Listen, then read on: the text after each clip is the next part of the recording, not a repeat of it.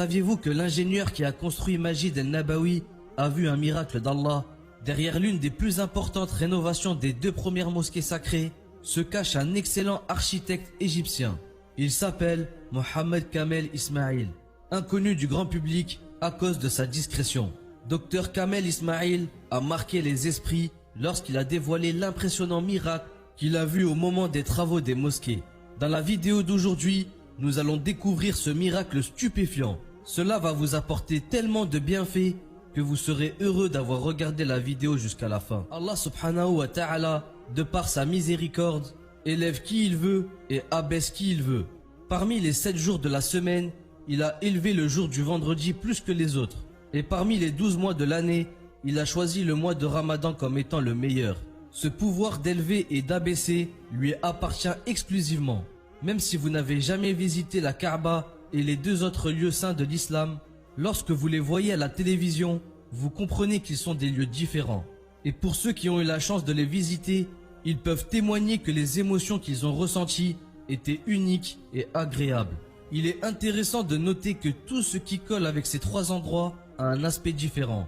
Du coup, ça veut dire que les personnes qui ont influencé l'histoire ne sont pas des gens ordinaires. Parmi eux, il y avait des prophètes, mais il y avait aussi des hommes de bien. Le docteur Kamel faisait partie d'eux. Né en 1908 et mort en 2008, le docteur était un ingénieur égyptien et l'architecte de l'expansion des 2 saintes mosquées, Majid el-Haram et Majid el-Nabawi. C'était un homme humble et discret, parce qu'il s'est toujours mis à l'écart des médias. Pourtant, il joue un rôle énorme dans la création et l'agrandissement des 2 lieux les plus sacrés de l'islam. Il a toujours été très bon dans ses études, et il était considéré comme le plus jeune à avoir jamais obtenu un diplôme d'études secondaires en Égypte. Il était également le plus jeune à s'inscrire à l'Académie d'ingénierie du Royaume-Uni et à en sortir diplômé. Après ça, il a continué ses études en Europe grâce à ses nombreuses bourses. Il obtiendra plus tard un doctorat en architecture islamique. Et à la fin de ses études, il a signé un contrat en Arabie Saoudite pour créer l'architecture et concevoir l'expansion des 2 lieux les plus sacrés de l'islam. Le docteur Kamel Ismail a réussi sa mission avec succès. Mais même après des années de travail acharné et de dévouement, il a refusé qu'on le paye pour ça. Le roi saoudien de l'époque a essayé de le payer pour son travail. Mais il a gentiment refusé un chèque de plusieurs millions de dollars. Et il a dit ceci: si j'accepte de l'argent pour mon travail dans les 2 mosquées sacrées, comment vais-je faire face à Allah subhanahu wa ta'ala le jour du jugement? Le docteur Kamel ne voulait pas être sous le feu des projecteurs. Ce n'était pas la richesse et la célébrité qui l'intéressaient. Il voulait servir son créateur et bien préparer sa akhira. C'est aussi l'homme derrière l'impressionnante histoire des marbres des 2 sanctuaires. Ceux qui ont eu la chance de les visiter peuvent témoigner que même quand il fait chaud en Arabie Saoudite, le sol des 2 mosquées est toujours froid. Et le secret de cette froideur se trouve dans les marbres utilisés par le docteur lors de la rénovation. Il a dit que le type de marbre qu'il a utilisé s'appelle Thasus et qu'on le trouvait qu'en Grèce. La nuit, il absorbe l'humidité par de minuscules pores. Et pendant la journée, il libère ce qui avait été absorbé la nuit. C'est ce qui le rend toujours froid.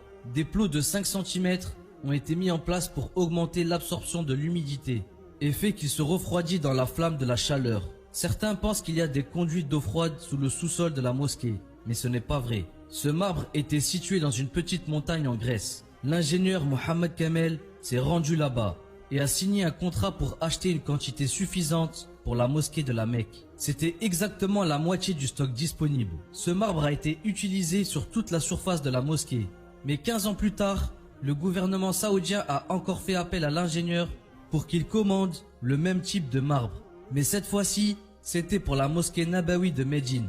L'ingénieur a raconté, après avoir été informé par le bureau du roi que la surface de la mosquée El-Haram avait considérablement diminué, il a répondu que le marbre utilisé à la Mecque ne se trouvait qu'en Grèce et qu'il avait acheté la moitié du stock. Les autorités lui ont ordonné d'aller prendre l'autre moitié. Le docteur Kamel a continué l'histoire en disant « Je me suis rendu dans la même entreprise en Grèce et j'ai demandé à rencontrer le président de son conseil d'administration. Je lui ai demandé ce qu'il restait. Il m'a dit qu'il a été vendu. L'ingénieur a dit « J'ai été triste comme jamais dans ma vie. Je n'ai même pas bu mon café et j'ai quitté le bureau. J'ai réservé un avion le lendemain pour revenir.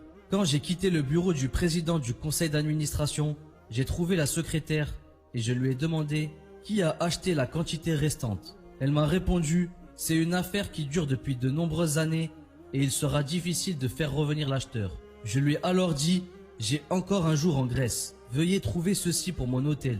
J'ai laissé le numéro et je suis devenu triste. J'ai fait une prière secrète en disant que Dieu fasse bouger les choses. Le lendemain, quelques heures avant d'aller à l'aéroport, j'ai remarqué que la secrétaire m'appelait.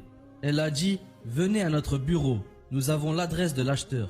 À ce moment, je me suis dit « Il ne me restait quelques heures pour voyager. Qu'est-ce que je peux bien changer ?»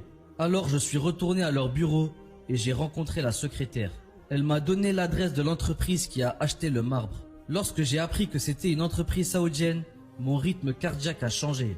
Alors, je me suis envolé directement pour l'Arabie Saoudite. Aussitôt que j'ai quitté l'aéroport, je me suis rendu au siège de l'entreprise en question pour rencontrer ses dirigeants. Je leur ai demandé « Qu'avez-vous fait du marbre que vous avez acheté il y a des années en Grèce ?» Le responsable a répondu « Je ne me souviens pas. » Appelez les magasins et posez-leur des questions sur le marbre blanc grec. Ils lui ont dit « Toute la quantité achetée se trouve dans le magasin. » Le docteur Kamel a dit « J'ai pleuré comme un enfant. » Le responsable de l'entreprise m'a demandé « Pourquoi pleures-tu » Je lui ai raconté toute l'histoire.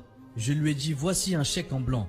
Mettez le montant que vous souhaitez. » Lorsqu'il a appris que le marbre était destiné à la mosquée du prophète sallallahu alayhi wa sallam, le responsable de l'entreprise a dit « Je ne prendrai pas un seul dirham. Et j'espère que Dieu acceptera cette action de ma part. J'ai acheté ces marbres il y a plusieurs années, mais Allah a voulu que je les oublie dans le magasin, afin que je puisse contribuer à cette grande mission. » La vie du docteur Kamel Ismail doit nous servir d'exemple. Son parcours nous montre que nous devons cultiver l'excellence afin de servir au mieux Allah et notre communauté. Mes chers frères et sœurs, si vous avez un talent ou une compétence particulière, n'hésitez pas à l'utiliser pour faire le bien autour de vous. N'ayez pas peur de prendre des risques et de faire bouger les choses, car c'est en utilisant nos talents que nous pouvons vraiment changer le monde pour le mieux, et même à notre petite échelle. Le prophète sallallahu alayhi wa sallam a dit, d'après Abu Huraira, Allah, ses anges, ceux qui vivent sur la terre et dans les cieux, même la fourmi dans sa fourmilière et les poissons, prient pour celui qui enseigne aux gens le bien. Enseigner le bien veut aussi dire créer de la valeur pour les autres. Le docteur Kamel, l'architecte des 2 mosquées sacrées, l'a fait sans rien attendre en retour, parce qu'il savait qu'Allah a dit « Ceux et celles qui font la charité et qui ont fait à Allah un prêt sincère, cela leur sera multiplié et ils auront une généreuse récompense. » Nous aussi, on ne doit rien attendre en retour des gens, ni récompense, ni reconnaissance. On doit faire le bien par pure intention, pas pour obtenir quelque chose en retour, car c'est Allah qui nous récompensera pour nos bonnes actions. Et Allah reste toujours le plus savant. Que la paix soit sur vous et vos familles. Wassalamu alaikum.